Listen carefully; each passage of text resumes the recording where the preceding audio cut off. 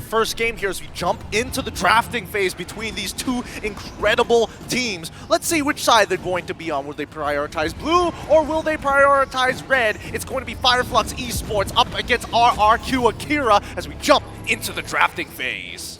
Going into the drafting phase, one thing that I do have to say, I kind of feel like RRQ Akira, if they early pick in an assassin jungler, I kind of feel like it might be very, very risky because, again, we saw the Terizla mid making it so difficult for any assassins to really do anything.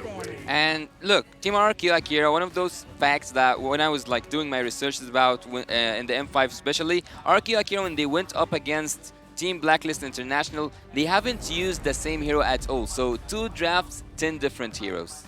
10 different heroes? Not a repeated one. Oh boy, not even repeated. Sorry, I was just getting distracted with the player portraits. I'm looking at Apex 47 and I'm looking, you know, analyst coach Sigabum. I can see the resemblance. They have the same nose. I can see how they're related. Yeah, right now looking at Fireflux, again, Bruno, face of M5. Bruno banned out, 1-1 banned out, as well as Arlet. For RQ Akira banning out the Guinevere as well as the Boxia. I'm thinking of Nolan at this point, but if they want, they can let it go and let Nolan as well as Joy off the hook. Again, I feel like it is risky for RQ to use... Okay, they want an assassin. I talked about them having an assassin, and they might. Well, having a Nolan right now, we have seen how many times Phoebus was able to suppress that pick. So if they had a Nolan, which is a really good pick, it's one of the best assassins, if it's not the best assassin right now in this meta, but if Team RRQ took the Phoebus, they will suppress it down. I mean, not every team is going to be like AP Brand, wow. where they're like, we'll That's play new. it anyways, but Hey, Fireflux. the counter to assassin junglers, man. Ooh, And let me just say, Hilda isn't the only tank that can do Hilda things. I'm not gonna say those heroes, but there's quite a few heroes that can go inside the jungle very, very early on. I can hear the telepathy. Yeah. We're connected. You know the hero, but we can't say it just yet. We can't say it just yet. It's a surprise. We'll see it. Maybe we'll see it later on. Yeah. But first, let's look on over to RRQ Akira, right? Because again, this is one of the few flex picks for Fireflux Esports, right? And I think for RRQ Akira, what I've been waiting to see is King really finding his step, right? He has an IGN like no other. Well, Okay. Joy and as well as Joy and as well as Brody, not bad. And Fireflux instantly respond. They take the Nolan. They take the Valentina. ouch. Ouch. I think that Team Fireflux they saw this coming. They needed Team RRQ to go and pick off whatever they want because, and this is something I mentioned on earlier on today, Coach Bad Golsov here, he did the same thing as we have seen against Team Triple Esports. He led Coach Cabral into the draft. He was the one in command from the first place. I agree because they picked the Terizla first because there's no way they're picking up Joy and Nolan at the same time. So it's like, okay, you just choose which poison you prefer. We'll just take the other one. Exactly. They could look for some potential answers here, but it looks like RRQ are looking for the more, well, global ult to actually respond to it. Big damage? Oh, good luck going through my heart guard. Hate me for it, I don't mind, but I see that Esmeralda coming from RRQ. From Fireflux. From Fireflux? Yeah. Truly. And Oh, Esmeralda wait. gold lane? Yeah, I think that Terizla so far has been played 2 times in the mid lane. So after seeing a fighter being picked up at the first pick, I kind of expect to go somewhere wild in the draft. It feels like you're a big fan of Alien, and he's already just simulated into your brain. He's gone in, and he's just like whispering Esmeralda, and we're hoping for it. But now we go to the second phase, and this is the most important part here because RRQ, they're banning out, since Bruno is already gone, get rid of the Ixia as well, right? You've got some decent dive, but that doesn't necessarily mean your whole team comp is around that dive. Yeah, I would say the other option good here is, this one is tricky because the Claude is a good hero, but generally when you do have an assassin in jungle, you would prefer a gold laner that can pick up the pace a little bit earlier. For Team Fireflux, actually, I don't think they care that much about the gold lane. They already banned in the first place Bruno and 1-1. So they kinda can deal with anything that comes their way. They might go for the Beatrix, they might go for whom else is there? You said the Claude, right? Clint as well. So Clint as well. So I think Team Fireflux can be flexible in terms of when it Irithel. comes to gold lane. Do they actually want to go for the Irithel in this particular matchup? I feel mean, like I'm just- Claude is the yeah. safest. Quad is great. Really safe, right? It has the mobility to kind of keep Joy on her toes, to really decide which direction she wants to dash in, compared to Irithel, where it's like, I'm booking it one straight line away from you. RRQ kind of needs some crowd control, won't you agree? Yeah. Minotaur? But then letting the Angela become mid? Yeah, that would be a bit. Or the Tigreal? Cho. Or the Cho. Tigreal? Tigreal as well, yeah. Tigreal in this particular, I don't know. It's a little tough to catch some of the heroes on the side of Fireflux, I suppose. And let's not forget that at least with the Nolan, if you're looking to kind of lock him down, he has the inbuilt cleanse with his ultimate, right? There we go. We see the Yuzong, and it looks like RRQ are positioning themselves for a full dive comp, but we still need that level appeal to kind of make sure that Brody's able to keep up with the rest of the team. I'm liking the damage coming in from RRQ here, the Joy as well as the Brody. Honestly, even the Yuzong in the lane is quite good. I'm just looking for an enabler. They have a lot of payoffs, but who's really going to start things off? Especially before level 4. Sure, level 4, you got the Yuzong. I kind of want something a little bit more reliable, level 1, level 2. What Cho? if... Well, I'm not going for that approach. I'll go for something kind of similar. What about a Lilia here? What about making Team Fireflux unable to move, that the RRQ can dance around the Lilia bombs? Huh, interesting. I would say if that is going to be the case, especially since Tigreal is going to be locked on the other side for Fireflux Esports, maybe this just might be an angle where you play along the lines of Novaria, right? Get Want to the go crazy and information. get Diggy? Go ahead. Oh. Oh, Diggy! Oh, man, Oh. Nolan is there. Nolan makes Diggy not as good, but you know.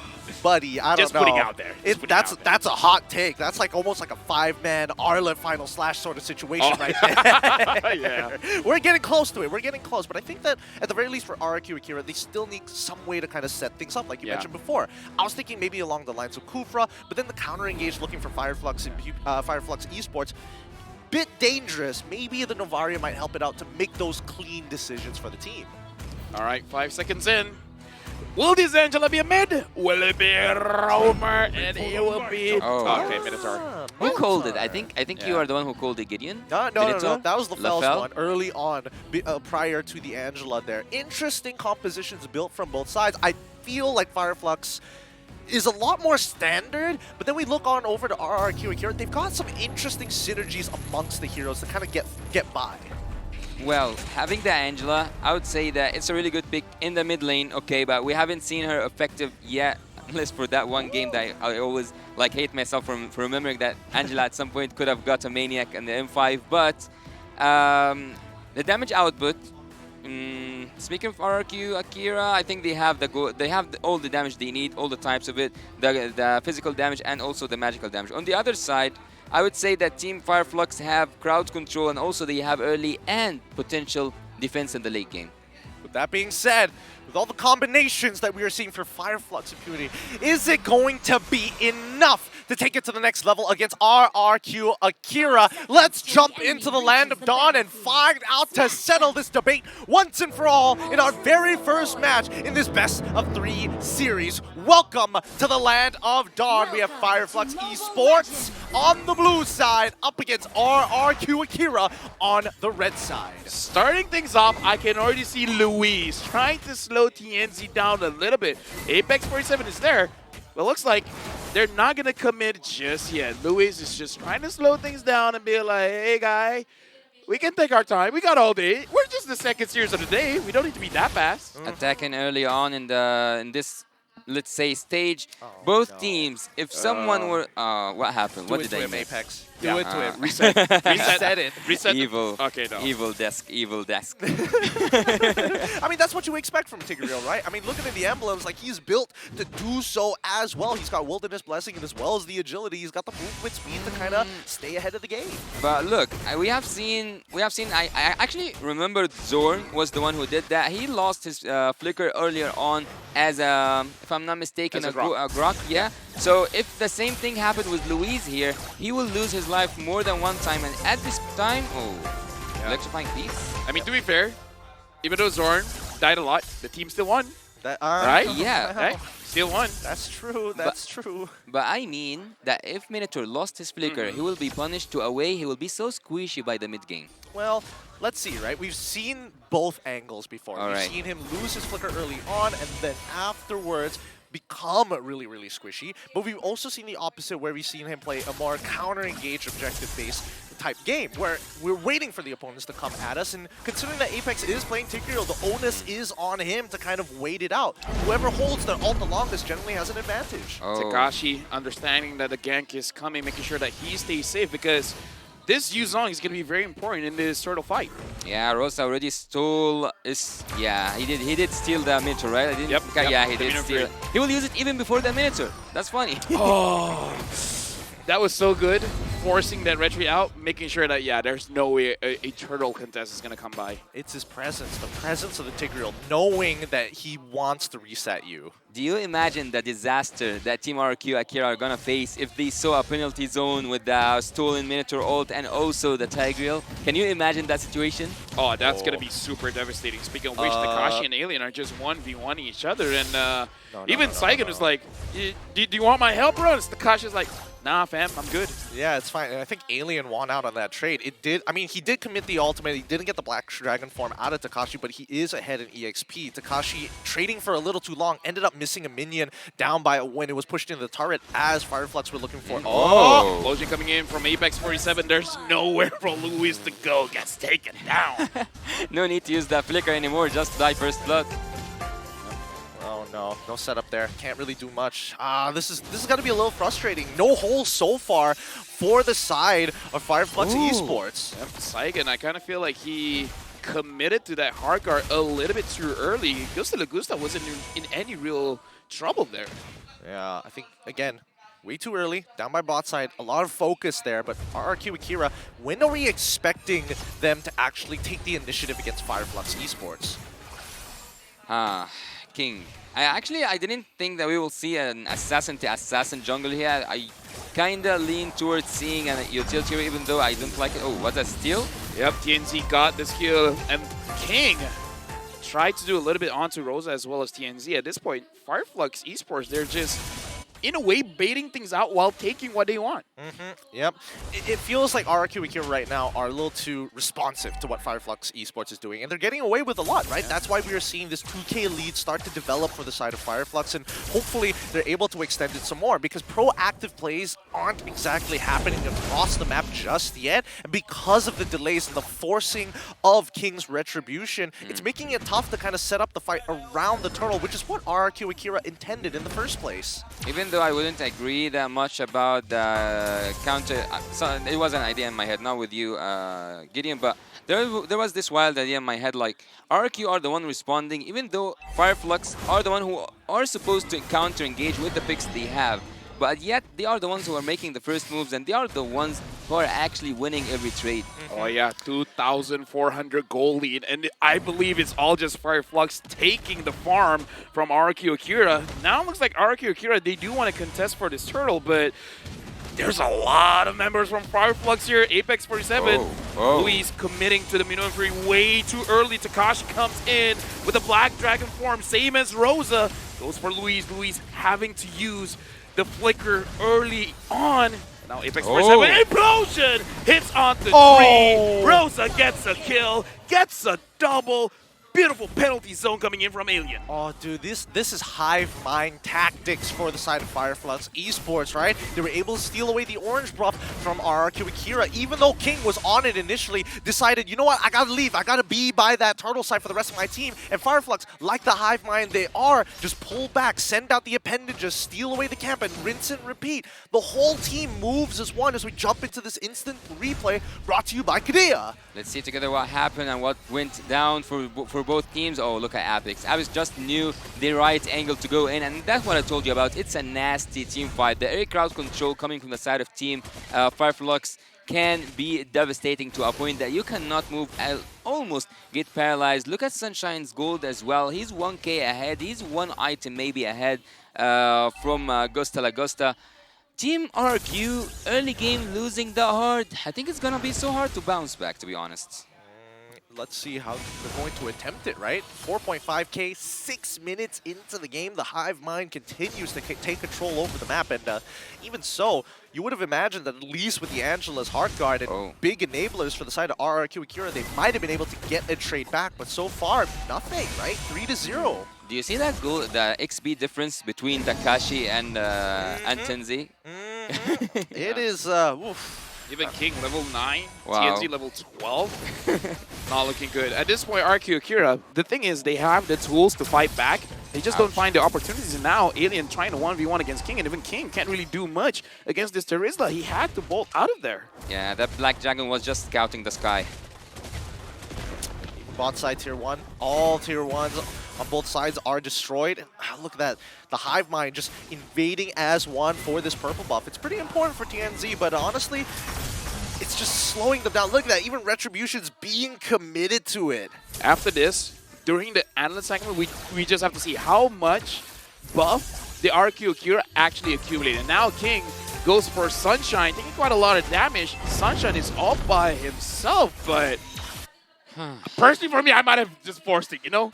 Oh, Apex, look at him coming from a really good angle here. Yep, still. RQ Akira looks like they're hesitating a lot. They're not really being proactive at all. I don't know why they're so nervous, right? It looks like nothing's really going together with them, right? We're seeing these engages coming in from Luis. We're seeing these moments coming in from like King as well, but we don't see the backup. Like, where's Gusta Lugusta? Is he in the right position? It feels like Sagan is being utilized, but at the same time, where are the rest of the teammates to kind of solidify a way to bounce back into this game, to find the trades? Yeah, this is not the same RRQ Akira we saw against Team Blacklist earlier on. Wow, that damage. I gotta hold my breath because that was almost a 1v1 kill. And Fireflux Esports, again, this entire game, it's just 3 kills.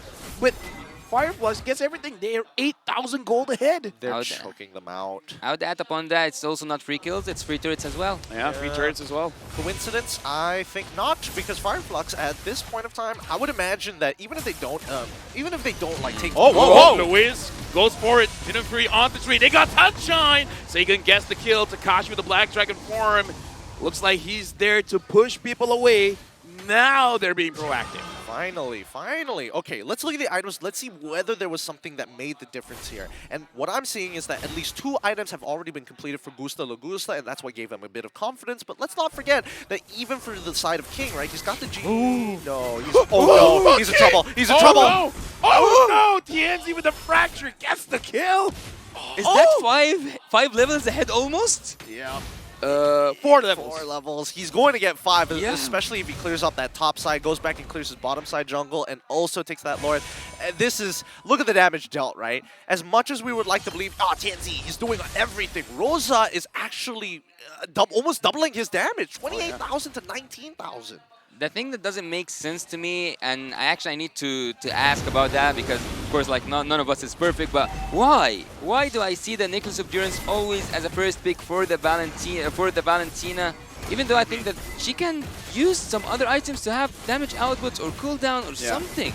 Number 1 is definitely the Elegant Gem, just because every single time you level up, your HP gets topped off, your mana gets topped off, so you don't have to recall. And going up against a composition that has a Minotaur as well as an Angela, it kind of secures you that first blood, that first kill. Wouldn't you like? Oh wow!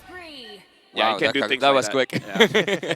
And it's cheap. It's so cost efficient, right? Because let's compare it to people who, last time, before we even started thinking about cost efficiency, it was about getting Dominance Ices for supports as quickly as possible, right? Yeah. Now, technically, at least while you are waiting for that item power spike to actually happen, people who actually get the farm can minimize the overall healing coming up from RRQ Akira. Yep, and right now, Fireflux, they're just getting all of the holy defense coming in from the inhibitor. So RRQ Akira, 10,000 behind. They need a miracle here. They need to do what they did just now. Luis needs to catch 3 people with his Minu and Fury. Yeah, it's gonna be so hard though. It's gonna be so hard because looking at the other side, looking at the side of Team Fireflux, they are in. Luis re-engages. Apex 47 still holding on. And they baited it out. Whoa. Oh, but from behind, King tries to get a kill, but TNZ out damages him. Gusta La Gusta gets a kill onto Apex 47. Good engages by both teams. Yeah, really good engages, actually. Fireflux, they layered that very, very well. They're like, Rosa, he had the flicker, knew that the Minoan Fury is going to get something out of RRQ with Kira, and once that trigger was pulled, RRQ bit onto the bait. They forgot about the penalty zone. They almost forgot that Tanzi has an inbuilt cleanse inside of an Apex. He tried his best. He ended up going down, but a 2-for-1 trade for a support, more than worth it, especially with 2 inhibitors. And honestly, all the inhibitors into the hands of Fireflux and Beauty. 13k gold lead, the biggest one we've seen in 11 minutes, going to 12 into this game. That's a huge loss for Team RRQ, losing all the inhibitor turrets just with a matter. Oh, did you see? Yeah, it just like took him 2 hits to take the orange buff. 10.7k to 5.8. Yeah, it's like, as I told you, it's the same as last game. Stitch State with Bebex. It's almost the double. Oh man, this is a hostage situation, man.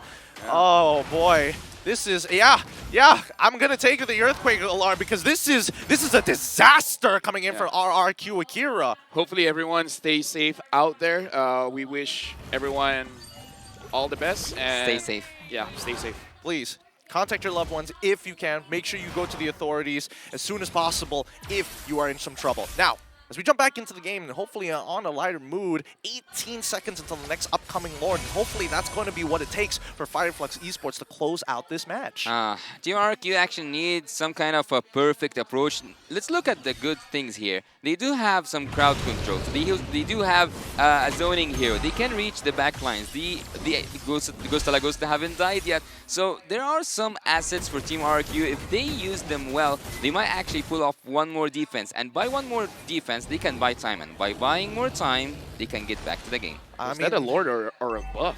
That was fast. Yeah, it was fast. Once again, Apex. Implosion going in. Luis finds 3, but Luis gets taken down. He took way too much damage. Alien goes in onto Ghost de la Ghosta. Takashi trying to zone everyone away. Alien is basically 1v3 at this point. Takashi can't take the damage coming in from Rosa. It's just too much. It's just too much. It's checkmate, man. It's already checkmate. 4,000. And Fireflux looking to end it. Flickers forward. Rosa doesn't care at this point, and King gets taken down by TNZ. Rosa finally goes down to Ghost de la Ghosta, but he's gonna get taken down as well. Game 1 goes to Fireflux Esports. Oh man, that was difficult. That was really difficult to watch. I mean, so many of the win conditions just denied away from RRQ Akira, on top of the fact that they were getting stat checked time and time again. Once again, Fireflux playing like a forest fire, honestly, taking as much of the land as possible, working like a hive mind. Well, they already got 1k gold per minute or even more. Oof. If we look at the stats when it comes up, it was almost 15k gold lead in a matter of 13 minutes and 48 seconds. Can you? It's like 15k gold is a match itself. I gotta say, man, they gotta go back to the draft, because personally, from my point of view, it looked like King wasn't really all that comfortable on the Joy. It looks like he doesn't really know the limits of how much damage he can take and how much damage he can dish out. I think it was one of the few situations whereby, like, you know you have the damage once you start getting into the Holy Crystal. Like, you know, Genius 1 is great. But then afterwards, you start recognizing, like, oh, man, I am dying in 2 shots here. I would much rather, instead of having my Retribution, to actually have a Vengeance even, to kind of keep yourself alive when you're that far behind. But I think he got boosted, like confidence boost, whenever he have that hard guard. I think this is when he thought that he can actually go in and 1v4. Yeah, but apparently it's not enough, man. Like, there's so much an Angela can do. There is too much. I think that it was a tough game overall, but I think the base problem, the root problem, even if we're looking past the draft, the fact that they're very overreactive. It's almost like an autoimmune disease where you're just overreacting to situations. Yeah, they need to find windows to attack. I feel like that was part of the key problem here.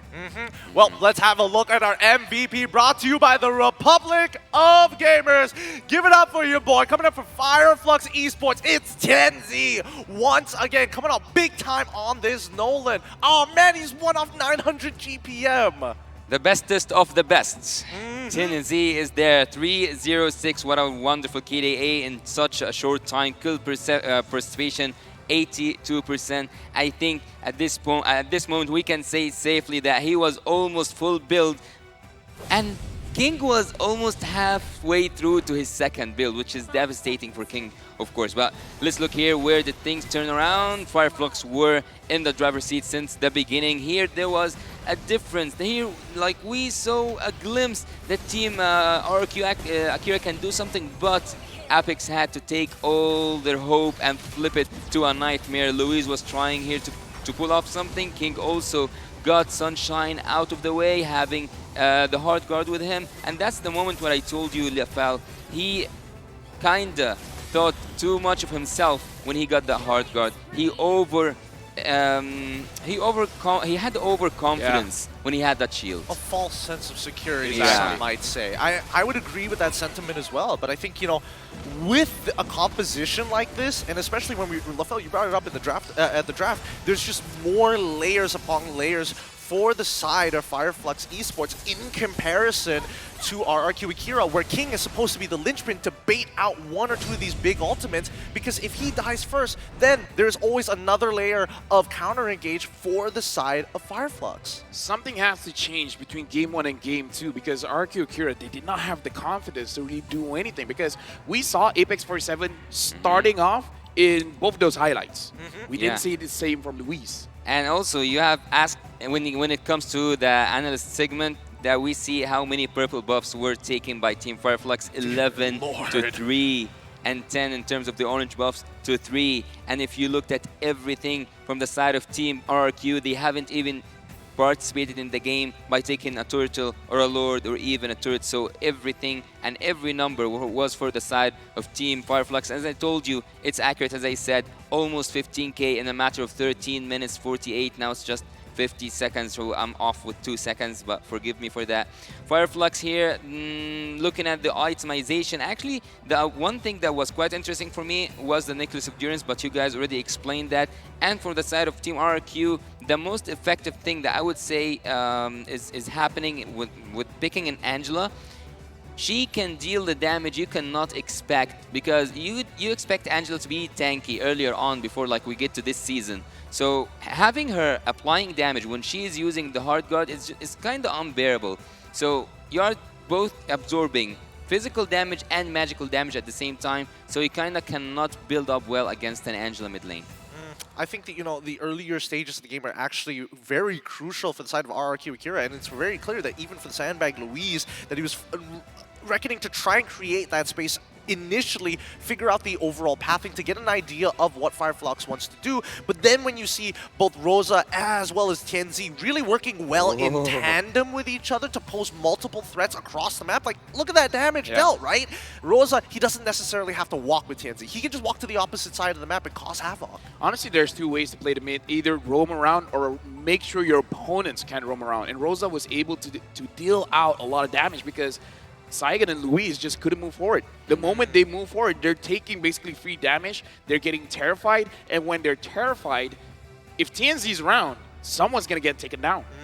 The area crowd control, though, from the side of Team Fireflux was remarkable because they do have the penalty zone. Also, they have the Tiger. And not to mention, as I told you, whenever Rosa steals the Minotaur ultimate, it's gonna work like magic. So Beatrix just had to go along with the play that Team Fireflux were doing. Not to mention that Tennessee himself on a 1v1 against King and invades without even the interference from his own teammates was able to successfully take a purple buff or outplay Retribution on a turtle or a lord. But look here on the damage taken. The damage taken 71k for Louise. It just wasn't enough. Even though he tanked a lot in a matter of 14 minutes, 71k, I would actually say Louise, that was the best that could have been done by a Minotaur.